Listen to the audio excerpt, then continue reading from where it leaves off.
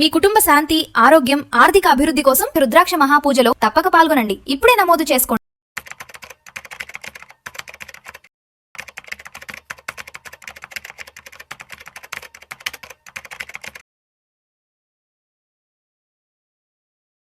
నమస్తే సాయిరామ్ గారు. నమస్తే మేడం. సాయిరామ్ గారు, వచ్చే 10 సంవత్సరాల్లో మనం 1 కోటి సంపాదించాలి అంటే మన శాలరీల నుంచి ఎలా సేవ్ చేయాలి, ఆ బడ్జెట్ ప్లానింగ్ కానీ, ఆ ఫినాన్షియల్ ప్లానింగ్ కానీ, ఇవన్నీ ఎలా వేసుకోవాలంటారు? సో ఈ కోటి సంపాదించాల్సిన డ్రీమ్ అయితే మాత్రం చాలా మందికి ఉంటుంది. It may be for various reasons. కొంతమందికి ఏంటంటే కిడ్స్ ఎడ్యుకేషన్ కోసం. సో కిడ్స్ ఎడ్యుకేషన్ అంటే గుర్తొచ్చింది, మొన్న ఒక క్లయింట్కి ప్లానింగ్ చేసి, సో బీటెక్ ఈరోజు ఆల్మోస్ట్ 4 years కలుపుకుంటే 50 lakhs యూనివర్సిటీ. సో ఇప్పుడు 50 ఉంటే కనుక ఈజీగా ఒక 6-7 yearsకి అది 1 CR అయితే అయిపోతుంది. సో కొంతమంది ఏమో ఇంటి కోసం అనుకుంటారు, కొంతమంది ఏమో రిటైర్మెంట్ పర్పస్. సో రీజన్ ఏదైనా కానీ చాలామంది ఆ కోటి అనే నెంబర్ మీద మాత్రం చూస్తూ ఉంటారు. సో ఈ కోటి ఎలా సంపాదించాలి? సింపుల్గా 10 years ప్లాన్. ఎందుకంటే మనం లాంగ్ టర్మ్ పెట్టుకుంటే కనుక దాన్ని చాలామంది అంత సస్టైన్ చేయలేరు, అంత ఇన్నేళ్ళు ఎవరు చేస్తారు అనుకుని ఫ్లైట్ తీసుకునే ప్రమాదం కూడా ఉంది. 10 yearsలో మనం 1 crore సంపాదించాలి అంటే నేను మంత్లీ ఒక 44,000 rupees ఒక డైవర్సిఫైడ్ ఈక్విటీ ఫండ్లో 12% రిటర్న్ ఇచ్చే దాంట్లో నేను ఇన్వెస్ట్ చేసుకుంటూ వెళ్తే కనుక నాకు 10 years తర్వాత వస్తుంది. అంటే డైవర్సిఫై చేసుకోవాలి, అంటే ఒక దాంట్లో పెట్టొద్దు అంటున్నారు. ఒక దాంట్లో ఎప్పుడు మనం పెట్టకూడదు. సో ఒక దాంట్లో పెడితే ఏమైందంటే అది రేపు ఒకవేళ ఏదైనా ఇష్యూ వస్తే లాస్. సో మనకి వెల్త్ మేనేజ్మెంట్లో అండ్ ఈ ఫైనాన్స్ ఇండస్ట్రీలో ఒక సేయింగ్ ఉంది, don't keep all your eggs in a single basket. So ఏదైనా డ్యామేజ్ అయితే మొత్తం పోతుంది. సో అందుకని మనం డైవర్సిఫైడ్ ఫండ్ అంటే ఏంటంటే ఒకే కేటగిరీ ఆర్ ఒకే స్టైల్ ఇన్వెస్ట్ చేయదు. It will invest across the market caps and across the sectors. Risk కొంచెం తగ్గించడం. సో 44,000 ఇన్వెస్ట్ చేయాలి మంత్లీ. సో 44,000 అంటే ఇట్స్ నాట్ ఎన్ ఈజీ. ఏదైతే 1.5 lakh ఆర్ 2 lakhs ఇన్కమ్ తగ్గట్టు ఉండాలి. హౌస్ హోల్డ్స్కి అయితే అది కుదురుతుంది. బట్ ఇక్కడ ఏంటంటే అంత భయపడాల్సిన అవసరం అయితే లేదు. ఎందుకంటే లాస్ట్ 10 yearsలో మనం ఇన్కమ్ గ్రోత్ అయితే చూసాం. చాలామంది హూ స్టార్టెడ్ విత్ 20,000, 30,000 ఇప్పుడు 1 lakh పైన చాలామంది ఉన్నారు. సో ఈ గ్రోత్ అనేది ఉంటుంది. ఇక్కడ మనం ఏంటంటే స్టార్టింగ్ చేయటం అనేది ఇంపార్టెంట్. స్టార్ట్ చేయటం investment they can do with 15,000 or 25,000 also. దాన్ని కన్సిస్టెంట్గా స్టెప్అప్ చేసుకుంటూ వెళ్ళాల్సి వస్తుంది. సో ఇప్పుడు నేను ఒక 25,000 రూపీస్తో స్టార్ట్ చేశాను. 1 lakh నా income, family income. So starting 25,000 rupees it's a considerable savings rate. ఇక్కడ మనం ఏం చేయాలంటే ఎవ్రీ ఇయర్ డిసిప్లైన్గా మనం ఇంక్రిమెంట్ చేసుకుంటూ వెళ్ళాలి. అట్లీస్ట్ ఒక 10% పెంచుకుంటూ వెళ్ళాలి. 25 నెక్స్ట్ ఇయర్ ఒక 2,500, ఆ నెక్స్ట్ ఇయర్ ఒక 3,000 రూపీస్. అలా కొంత మనం పెంచుకుంటూ వెళ్తే కనుక మనం 10 yearsలో we can create the corpus. లేదు ఈ మంత్లీ సేవింగ్స్ నాకు లేదు అంటే కనుక మీ దగ్గర ఏదైనా లంసమ్ క్యాష్ వస్తే కనుక మనం అట్లీస్ట్ ఒక 25 lakh రూపీస్ మనం ఇన్వెస్ట్ చేసినా సరిపోతుంది. ఒక 10 years మంది కాదు అనుకోండి, దాని వచ్చితే కనుక మనం రీచ్ అవ్వగలం. కానీ ఇది చెప్పినంత ఈజీగా అయితే కాదు. ఎందుకంటే ద మూమెంట్ మీరు ఒక 10 or 15 lakhs క్రాస్ అయిన తర్వాత ఇంకా మనకి బ్రెయిన్లోకి డిఫరెంట్ థాట్స్ వస్తూ ఉంటాయి. ఎందుకు పెట్టాలి ఇంత అమౌంట్, ఇది కాకుండా వేరేది ఎక్కడైనా చేద్దాం. సో నేనే చెప్తాను కొన్ని కేసెస్. లాస్ట్ ఇయర్ మనకి గోల్డ్ సిల్వర్ ర్యాలీ ఇచ్చింది. సో ర్యాలీ స్టార్టింగ్లో ఎవ్వరూ రారు. ఎప్పుడైతే వాల్యూస్ పీక్గా వెళ్ళాయి, సిల్వర్ అరౌండ్ 4 lakhsకి వెళ్ళింది, గోల్డ్ 1.5 lakh దాటినప్పుడు 1.8కి వెళ్ళినప్పుడు ఇక్కడ ఏం రిటర్న్ రావట్లేదు కదండి, దీన్ని తీసేసి అది కొందాం, అది బాగా పెరుగుతుంది కదా, మా ఫ్రెండ్ కొన్నాడు లేకపోతే వాళ్ళకి తెలిసిన వాళ్ళు కొన్నాళ్ళు, ఇలా చెప్పి చేస్తూ ఉంటారు. ఇంకొంతమంది ఏంటంటే వీళ్ళు ఇన్వెస్ట్ చేయడం మొదలు పెట్టిన దగ్గర నుంచి రీసెర్చ్ కొంచెం మొదలు పెడతారు. ఫస్ట్ చాలామందికి ఏంటంటే they don't know what is an equity, what is an stock, what is a mutual fund, ఇవి ఏమీ తెలియదు. బట్ స్లోగా ఏం చేస్తారంటే ఈ నాలెడ్జ్ అనేది పెంచుకుంటూ ఉంటారు. బియాండ్ ఏ పాయింట్ దాటినప్పుడు ఏమవుతుందంటే ఇది ఓవర్ నాలెడ్జ్ అయిపోతుంది. సో స్టాక్స్లో పెడితే ఎక్కువ మనీ వస్తుందంట.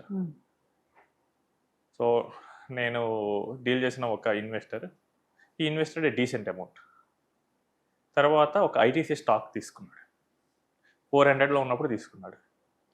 ఎవరో చెప్పారంటే అది బాగా పెరిగిద్దని. తర్వాత అది 325 పడిపోయింది. నేను ఇప్పుడు దాన్ని యావరేజ్ చేస్తా అని చెప్పేసి ఆయన లాంగ్ టర్మ్ సేవింగ్స్ మొత్తం తీసేసి దాంట్లో పెట్టాడు. These are a mistakes. లేదా కొంతమంది ఏం చేస్తారంటే రియల్ ఎస్టేట్ వైపు వెళ్ళటము, ఇంకేదో డిఫరెంట్ థాట్స్ వైపు వెళ్తూ ఉంటారు. సో మీరు వచ్చిన గోల్ ఏంటి, దానికోసం మీరు పేషెన్స్గా లేకపోతే కనుక ఈ జర్నీ అంత సజావుగా సాగుతుంది. అంటే మధ్యలో ఏంటంటే చాలా వాలటాలిటీస్ ఉంటాయి. సో మార్కెట్ మధ్యలో ఒక ఎక్స్ట్రీమ్ ఎండ్కి తీసుకెళ్ళొచ్చు. ఇప్పుడు చూస్తే కనుక మనకి current broader market index Nifty 50, so around 76,000 దగ్గర ట్రేడ్ అవుతూ, సారీ మనకి చూస్తే కనుక broader market index Sensex around 76,000 దగ్గర ట్రేడ్ అవుతూ. సో ఈ 2 years పెద్ద ఆల్మోస్ట్ రిటర్న్ ఏమీ లేదు. సో ఈ రిటర్న్ లేదు, ఇక్కడ ఇంకా ఇన్వెస్ట్ చేయాలా ఇలా అనుకుంటారు. బట్ మీరు దేనికోసం వచ్చారు? 10 years తర్వాత మీకు ₹1,00,00,000 కావాలి, టార్గెట్.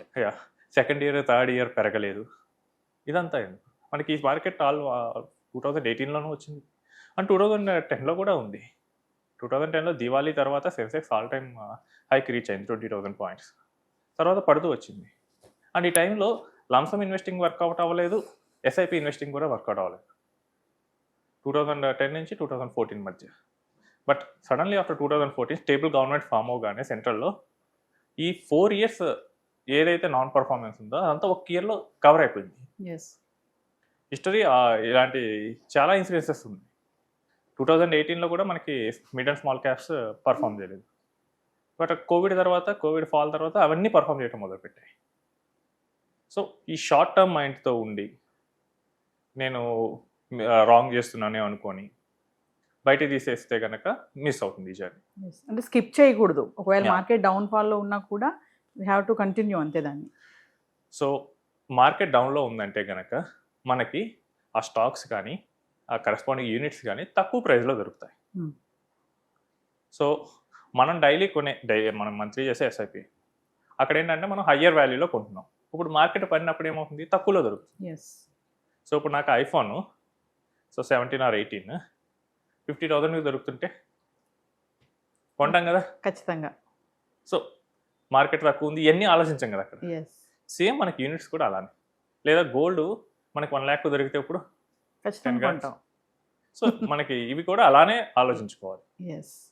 సో చాలామంది ఇన్వెస్టర్లు ఏంటంటే గోల్డ్ మీద కరెక్ట్గానే ఆలోచిస్తారు, రియల్ ఎస్టేట్లో కరెక్ట్గానే ఆలోచిస్తారు, కానీ ఈక్విటీస్లో కరెక్ట్గా ఆలోచించరు.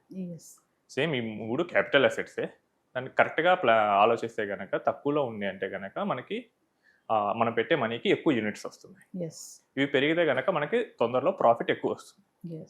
సో ఎప్పుడైనా కానీ ఎస్ఐపిస్ కానీ ఇన్వెస్ట్మెంట్ అనేది కానీ మార్కెట్ పడినప్పుడు మాత్రం ఆపకూడదు. మార్కెట్ బాగా పడినప్పుడు ఇట్స్ బయింగ్ టైం.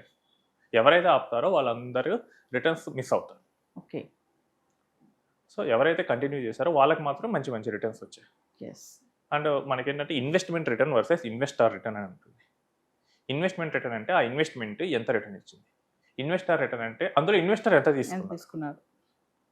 సో ప్రపంచవ్యాప్తంగా చూస్తే కనుక ఇన్వెస్ట్మెంట్ రిటర్న్ ఎప్పుడు ఎక్కువ ఉంటుంది ఇన్వెస్టార్ రిటర్న్ కన్నా. ఇన్వెస్టర్ రిటర్న్ అందులో సగం కూడా ఉండకపోవచ్చు. ఏంటంటే ఇన్వెస్టర్కి ఉండే వేరియస్ బయాసెస్ వల్ల, వాళ్ళకు ఉండే ప్రిజుడియస్ ఒపీనియన్స్ వల్ల వీళ్ళందరూ ఆ రిటర్న్ మిస్ అవుతారు. It's not only in equity, it is across asset classes. Real ఎస్టేట్లో జరుగుద్ది, నెక్స్ట్ గోల్డ్ జరుగుతుంది, నెక్స్ట్ ఫిక్స్డ్ ఇన్కమ్లో జరుగుతుంది, ఈక్విటీస్లో జరుగుతుంది. అన్ని అసెట్ క్లాసెస్లో ఇన్వెస్ట్మెంట్ రిటర్న్ కన్నా తక్కువే ఉంటుంది. ఎందుకంటే వాళ్ళు ఆ టైం పీరియడ్ హోల్డ్ చేయరు. బట్ ఎవరైతే హోల్డ్ చేస్తారో వాళ్ళు ఈజీగా రిటర్న్ సంపాదిస్తారు. అండ్ మనం ఇక్కడ అనుకున్నట్టు 10 yearsలో 10 crores సంపాదించాలి. 10 yearsలో 1 crore సంపాదించడం అనేది చాలా ఈజీ. అది కూడా financial discipline and maintain an emergency fund and have a good health insurance and life insurance. ఈ 3 కనుక ప్రాపర్గా మెయింటైన్ చేస్తే ఖచ్చితంగా ఇన్కమ్స్ పెరుగుతాయి. సో ఇన్కమ్స్ పెరగకుండా అయితే ఉండదు. మీకు డౌట్ ఉంటే కనుక 2000 నుంచి 2010 మధ్య చూసుకోండి, 2010 నుంచి 20కి చూసుకోండి, 20 నుంచి ఇప్పటికి చూసుకోండి, ఇన్కమ్ అయితే పెరుగుతూనే ఉంది కదా, జనరేట్ అవుతూనే ఉంది.